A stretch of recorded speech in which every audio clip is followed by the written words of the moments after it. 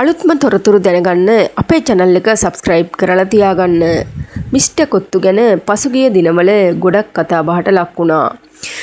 Mister kottu ව්‍යාපාර ජාලයේ හිමිකරු විරාජ් මහතා ගැන පසුගිය දවස්වල දැඩිව කතා බහට ලක් වුණේ සේවකයන්ට සැලකූ නොමනා හැසිරීම නිසා.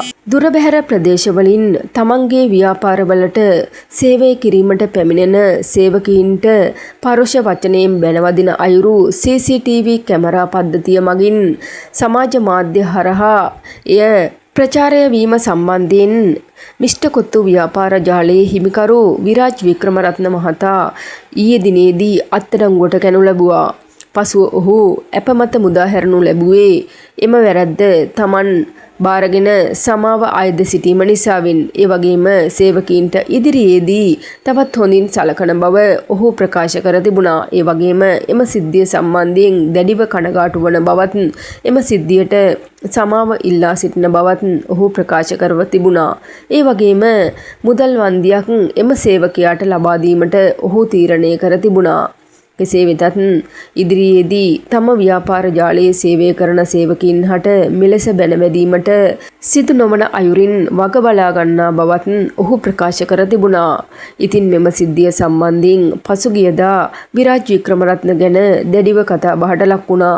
සමාජ මාධ්‍ය හරහා ඔහුට දැඩි ලෙස චෝදනා එල්ල වුණා. ඉතින් මෙම චෝදනා සියල්ලම ඔහු පිළිගෙන තිබෙනවා.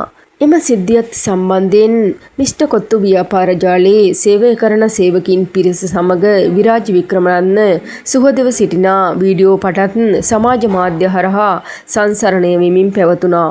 විනෝද චාරිකා ගමන් කරන ආකාරය, ඒ වගේම ඔවුන් සමග සුහදව ගත කරන අයුරු සමාජ මාධ්‍ය හරහා සංසරණය වීමත් සමග ඔහු ගැන යම් යම් විවේචන වගේම හොඳ කතාත් පැතිරුණා.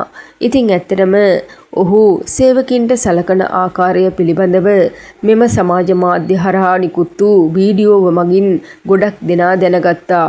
ඔහුගේ පිටතින් පෙනෙන ආදරය කරුණාව නොමැති බව එම CCTV දර්ශන තුලින් ගොඩක් දෙනාට මනාවම පැහැදිලි වුණා. ඉතින් එම චෝදනාව ඔහු විසින් ප්‍රසිද්ධියේම සමාජ මාධ්‍ය හරහා වීඩියෝවක් නිකුත් කරමින් පිළිගන්නා අයුරු ඊයේ දිනේදී දක්නට ලැබුණා. ඉතින් එම සේවකීන්ට ඉදිරියේදී ගොඩක් ආදරෙන් කරුණාවෙන් දයාවෙන් වගේම ආර්ථික අතිනුත් ශක්තිමත් වීමට ධෛර්යයක් ලබා දෙන බවට මිස්ටර් කොත්තු ව්‍යාපාර ජාලයේ විරාජ් වික්‍රමරත්න අප ලබා නිදහස් වී පැමිණ මාධ්‍යයට සඳහන් කර තිබුණා. ඉතින් ඔහු ඉදිරියේදී සේවකින්ට සලකන ආකාරය ගොඩක් දෙනා බලන් ඉන්නවා. මොකද මෙය සමාජ මාධ්‍ය හරහා ගොඩක් සංසරණය වූ නිසා. ඉතින් අපි බලමු ඔහු සේවකින්ට ඉදිරියේදී කොහොමද සලකන්නේ කියලා.